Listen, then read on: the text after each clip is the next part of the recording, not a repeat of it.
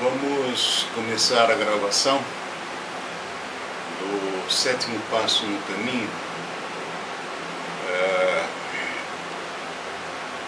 com a qual eu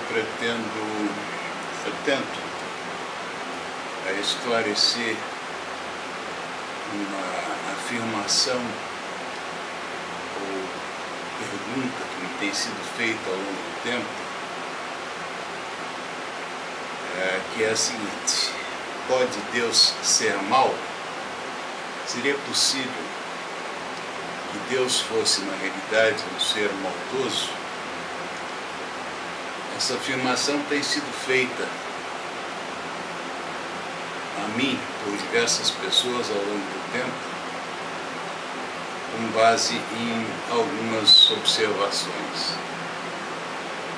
Os espíritas, por exemplo, dizem que esse Deus que eu amo, que nos criou na minha visão, na minha concepção, para que vivêssemos durante uma vida e fizéssemos a opção pela salvação ou pela perdição, seria injusto, porque nos criou com fraquezas e defeitos e nos condena logo na primeira tentativa, na primeira falha. Outras pessoas afirmam que, se Deus existe, e se Ele é dono de todo o ouro, de toda a prata, de toda a riqueza, se Ele é que determina todas as coisas, tudo aquilo que nós vamos ser ao longo da nossa vida, todos os nossos potenciais, e, no entanto, Ele cria alguns milionários, a outros Ele faz nascer em extrema pobreza, a outros Ele faz nascer um porte atlético, uma saúde espetacular, a outros Ele, por sua vez, faz nascer coxo, cego, mudo, cheio de defeitos. A outros Ele dá uma beleza singular, a outros Ele faz com que nasçam destituídos de qualquer beleza. O mesmo Deus que criou o homem com um instinto sexual muito forte, ao mesmo tempo proíbe de exercer esse instinto. Então, algumas pessoas questionam se esse Deus seria justo, ou se Ele não estaria de fato colocando o homem numa situação sem salvação, ou pelo menos de extrema injustiça, em que alguns viveriam esta vida de uma forma muito tranquila e outros passariam por uma vida de extremo sofrimento. E essa pequena fala minha tenta esclarecer exatamente estas questões. Seria Deus justo e bom? Ou seria Deus um Deus de rancor e de maldade? Eu sei, porque conheço Deus, que Ele é só bom e só amor, extremamente justo. Mas eu não vou responder para mim, eu vou responder para aqueles que, ao longo do tempo, me fizeram esta indagação ou esta afirmação. Então vamos ver, ao longo deste 7º passo do caminho, que tipo de resposta eu consigo dar para isso. Bem, então, vejam uma coisa, irmãos. Essas pessoas que questionam a existência ou a bondade de Deus, alguns atribuem a vida simplesmente ao acaso, outras reconhecem a existência de Deus, mas não reconhecem como Deus este Deus que eu reconheço. Vamos tentar então responder as questões. Eu vou ter que responder da única forma que eu posso, como cristão, como homem que crê na existência desse Deus e crê que esse Deus é bom, justo, né? E que criou o homem em estado natural e perfeito, que deu a esse homem algumas ordens, algumas instruções, e esse homem escolheu desobedecer. Essa é a história do início do Gênesis. Você pode encarar como literal ou como figurativo, a história não importa. Mas Deus teria criado o casal original, Adão e Eva, e dado a eles uma ordem. Eles podiam fazer no paraíso o que bem entendessem, podiam comer de qualquer fruta, de qualquer árvore, menos de uma. Deus deixou fora do alcance, do direito do homem, o fruto de uma única árvore, a quem Deus chamou de árvore do conhecimento. Satanás, que é igualmente inimigo de Deus e do homem,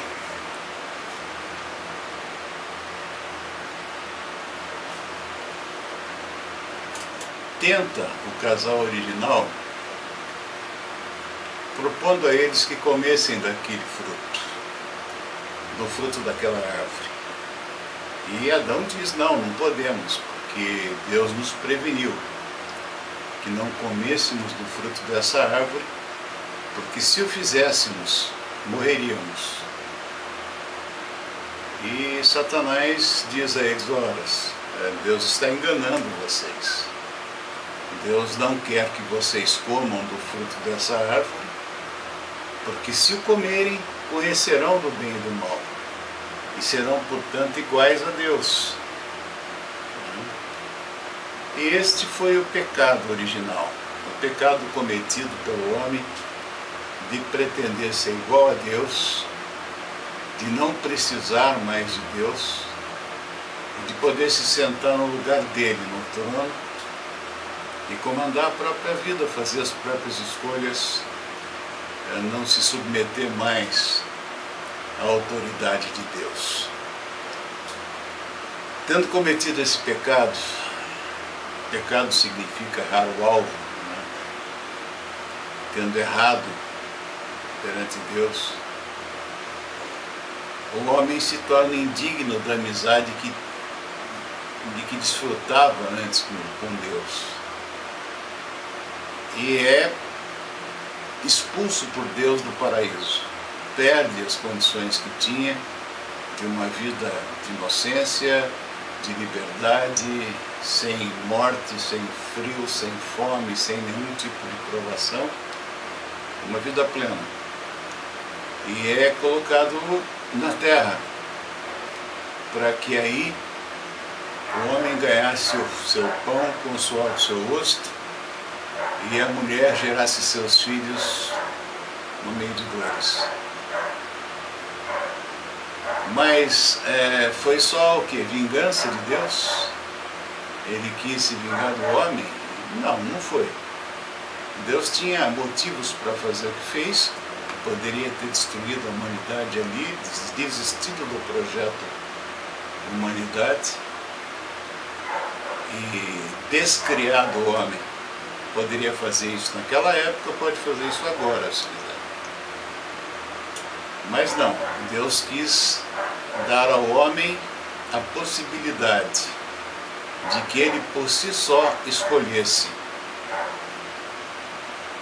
se submeter novamente à vontade de Deus ou continuar achando que ele era autossuficiente e seguir em frente com sua própria vida. Para aqueles que se submetem à vontade de Deus, Deus oferece a vida eterna, quer dizer, a possibilidade de novo não mais conhecer a morte. E para aqueles que insistem em serem autossuficientes, autônomos, aqueles que pensam que podem bastar-se a si mesmos, Deus respeita o direito que eles têm de autodeterminação, de escolha, mas não pode fazer nada por eles. Permite que eles passem pela segunda morte. Então, meus queridos, na realidade, esta vida é um estágio probatório. Essa vida é uma provinha, né? Um vestibular. É o Enem do céu. Aqui você vai fazer as suas escolhas e escolher voluntariamente, livremente, escolher servir a Deus, se submeter à autoridade do Pai, ou então recusar a autoridade do Pai, viver segundo seus próprios princípios, suas próprias regras. E para cada uma dessas duas atitudes tem uma consequência diferente. Deus envia seu Filho, faz nascer de uma virgem um Filho, e por isso o Filho de Deus, para que Ele pagasse o preço dos nossos pecados, porque nenhum homem nascido de homem, gerado por homem no ventre de uma mulher, seria isento de pecado para ter condição de servir de cordeiro no sacrifício capaz de limpar a humanidade do pecado original e reaproximar o homem da amizade, da proximidade, do contato com Deus. Durante toda a antiguidade, durante toda a história do Antigo Testamento, Deus estava apartado da humanidade. Só os sumos sacerdotes do povo escolhido por Deus é que podiam, uma vez por ano, entrar no Santo dos Santos para certas tarefas, depois de se purificar. Quem tentou entrar sem estar nessas condições, simplesmente morreu. Quando Jesus de Nazaré, o Cristo de Deus, passa por todo o seu sacrifício, servindo de cordeiro sacrificado pelos nossos pecados, pelos pecados da humanidade, no momento em que ele expira, em que ele diz: Pai, entrego em tuas mãos, entrego o meu espírito, e depois diz: está consumado. O véu do templo, o véu que separava o Santo dos Santos do restante do templo, ele se rasga de alto a baixo, sozinho, como sinal dado a nós de que a separação entre Deus e o homem havia terminado ali com o sacrifício de Cristo. Mas Deus não obriga ninguém a se salvar. E a vida é cheia de provações, justamente para que o homem possa fazer suas escolhas. Se fosse tudo um mar de rosas, se fosse tudo uma maravilha, se não houvesse nenhuma dificuldade, se todos fossem fisicamente perfeitos, se todos fossem igualmente inteligentes, se todos fossem ricos igualmente, se nenhuma necessidade houvesse da parte de ninguém, qual seria a prova? Nós estaríamos sendo testados no quê? Então, quando Deus permite as diferenças, permite o rico e o miserável, permite o saudável e o doente, o fisicamente perfeito e o aleijado, na realidade ele está botando todos à prova. Ele está testando o rico na sua capacidade de ser generoso. está testando o pobre na sua capacidade de suportar a provação sem amaldiçoar a Deus, sem amaldiçoar a própria sorte. Ele está testando o saudável na sua capacidade de amor ao próximo, de ajudar ao próximo, de acudir o doente, de socorrer os que precisam. E está ao mesmo tempo testando aquele que nasceu fisicamente imperfeito, cego, coxo, mudo, gago, né? Também na sua capacidade de aceitar a sua condição sem murmurar contra Deus. Ninguém está proibido de procurar a solução para os seus problemas, né? De procurar socorro da medicina para se curar de alguma coisa. Não, é perfeitamente lícito que se faça isso, mas não se pode murmurar contra Deus e reclamar da própria sorte. Esta vida é um estágio probatório. Quando você vai fazer um vestibular, você não reclama das questões que foram colocadas na prova. Você as responde da melhor forma possível. E é isso que Deus espera de cada um de nós. Essas coisas me foram ficando claras ao longo do tempo por algumas frases de Jesus nas Escrituras. E eu vou citar aqui algumas delas, sem me preocupar em citar em que livro, em que capítulo, em que versículo. Mas Jesus diz a um jovem que pergunta a ele o que deve fazer para segui-lo, e que diz que já pagou os dízimos, já cumpre toda a lei de Moisés, e Jesus então diz a ele: muito bem, então vai, vende tudo que tens, dá aos pobres e me segue. O jovem foi embora entristecido porque era muito o que ele tinha e ele não podia abrir mão daquilo. Abriu mão do paraíso da vida eterna, infelizmente. Em outra ocasião diz Jesus o seguinte: se queres vir após mim, nega-te a ti mesmo, e dia a dia toma a tua cruz e me segue. Negar-se a si mesmo é recusar-se a aceitar a própria vontade, a colocar a própria vontade, o seu ego, o seu eu, acima da vontade de Deus. Então o que Jesus está dizendo é isso: nega-te a ti mesmo. E dia a dia toma a tua cruz, ou seja, aceita as tuas provações. Me segue.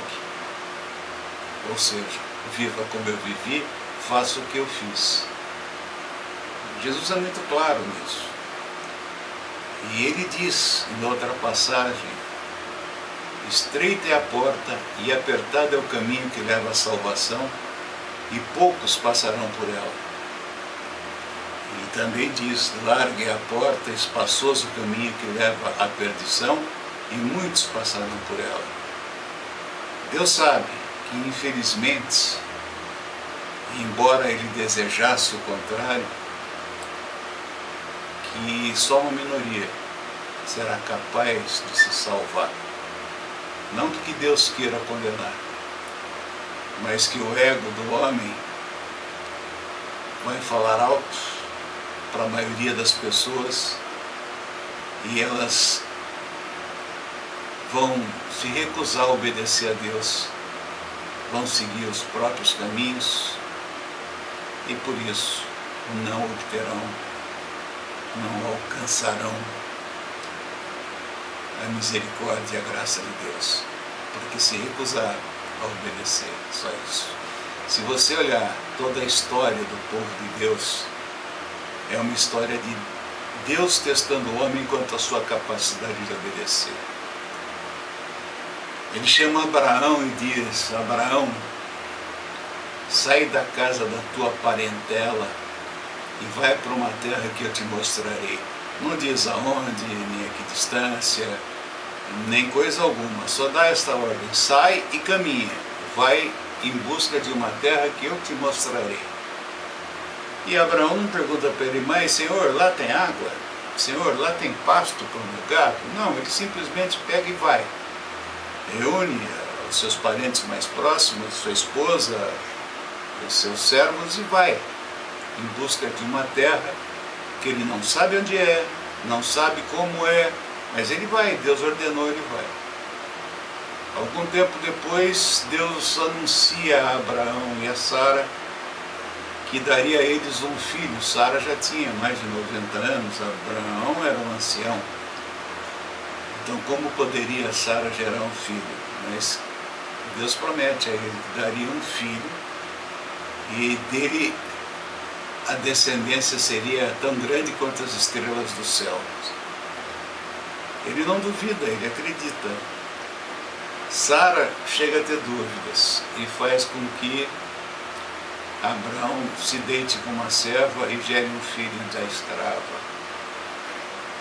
Porém, Abraão se mantém firme, e algum tempo depois Sara, anciã, concebe um filho para Abraão e nasce Isaque. Quando este menino está já com alguma idade, ainda um garotinho, Deus chama Abraão e diz a ele: Abraão, pega o teu filho, vai até o Monte Moriá, ergue ali um altar e o sacrifica a mim. Imagina o tipo de prova que Deus submete a Abraão.